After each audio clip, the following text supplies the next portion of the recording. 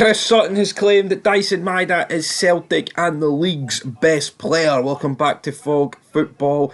It's a Friday morning. You know what that means? That means Chris Sutton's releasing his Daily Record article and it's time to get stuck straight into it. And I quote, "It was a bold statement. Daizen Maida was asked how he'd follow up his double against Hearts that took his tally to 30 goals for the season, and he said he'd score a hat-trick this weekend. He was probably being a bit tongue-in-cheek, but it was a measure of his confidence right now, and a sign of his value to this Celtic team. Maida has been outstanding. He's having one of those special seasons you get from time to time, and hitting the 30 mark is no mean feat. That's not too many who have achieved it over the years, and it's no wonder his form hasn't gone unnoticed. It's also got some Celtic fans slightly worried. They know how this works, like it or lump it. Celtic are a developmental club, and they have previous for cashing in when a player is hot. We've seen plenty head out the door for big money, and even Brendan Rodgers has admitted recently he expects clubs will be looking at Maida. The player trading model everyone talks about would suggest he could be sold this summer. But I would say he simply can't. Listen, I get the model and I know it's been very successful. There are times though when you have to look at the bigger picture, and keeping Maida at the club would be way more important than taking the money right now. You can't keep selling all your good players. At some point you have to try and keep a hold of them and allow the manager to build. Letting Maida go now when he has hit top form would be ridiculous. Celtic have already let one top striker go in Kyogo, which is a mistake from all parties as far as I'm concerned. They can't afford to do it all again. Everything might be pretty rosy for Celtic on and off the pitch, but this is a huge summer ahead.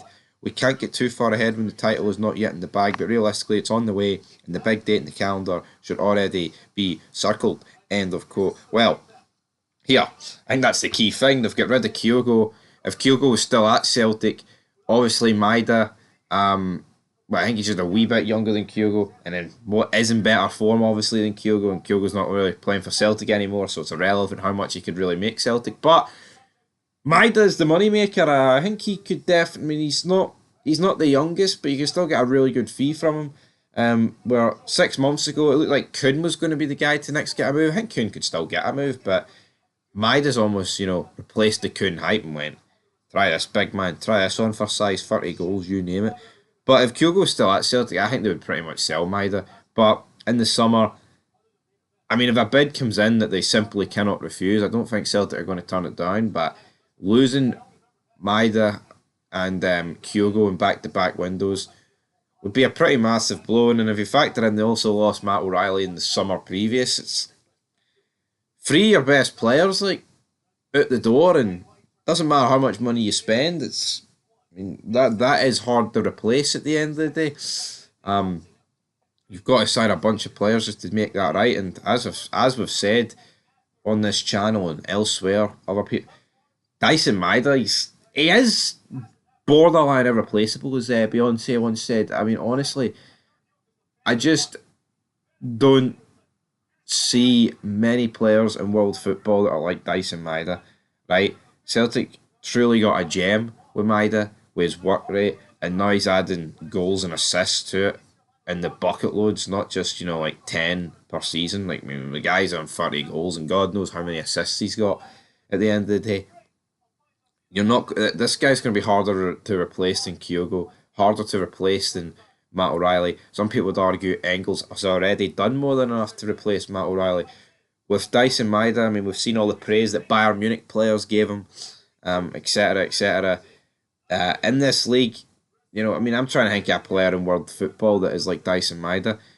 I mean, I know they play completely different positions, but I think N'Golo Kante is similar to Maida, where he just runs around and wins the ball back and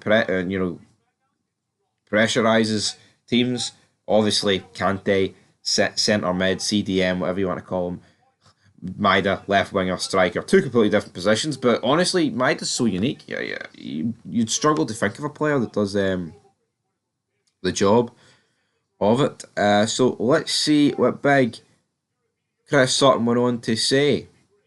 And I quote, "Selling him wouldn't make any sense. Sure, Celtic could probably command a decent fee for him. I don't like putting figures on these things, but you look at the kind of money they raked in for the likes of O'Reilly and Maida, must be in that ballpark. But what makes more sense, pocketing 25 million for a player who can play so many different roles, or keep him to make sure they bank a heck of a lot more by reaching the Champions League. Even just getting there shouldn't just be the goal. That shouldn't be the end target. It should be the beginning. Celtic want to get there and then go and compete. Maeda has proved this season he is a man who can produce the goals and the goods at that level. It's another reason why they should not be a for sale sign on him. I get the temptation. Maida was signed for buttons in the grand scheme of things and must now go down as one of the best value buys since the likes of Larsson, who was picked up for 650,000, and Lubo was pinched for pennies. End of quote. And that is a key thing to remember. Maida was signed for practically hee-haw, right? Like Larsson, etc., etc. But the even more key thing to remember, there is no guarantee of Champions League football. Now, obviously, in the Champions path, you would expect Celtic to go through, right? In the playoff, but there is no safety net. You know what I mean? There is no, oh, you're in the Champions League next year guarantee. Celtic have got 2 games to do it. Will they do it? It all depends on the draw. You could get a really hard team, or you could get a team less than Celtic. But I think, as we've discussed previously on the channel, due to the fact it's the Champions path, I don't think there'll be any team better than Celtic in it. But here, that doesn't mean you can't get beat. You know, you've got to play the team on the day, and if they turn up and beat you, then who knows what's going to happen. We know Celtic's away record in Europe's not the best, but here, this is something that's going to happen at the end of August. And yeah, as much as it could suck not having a Scottish team in the Champions League, at least it's more games to talk about in the month of August, because July and August, that's where it's at, isn't it? All these European qualifiers, doesn't get much better than that. Anyway, folks, leave your thoughts down below. Do you think Daizen Maida is the best value signing since Henrik Larsson? Sutton seems to think so. I know a lot of people will probably say he's one of the best players since Larsson, but hit in the comments down below. And make sure to go vote on the polls. Who's the biggest flop? Seen that get uploaded. Adam Maeda or Big Flo?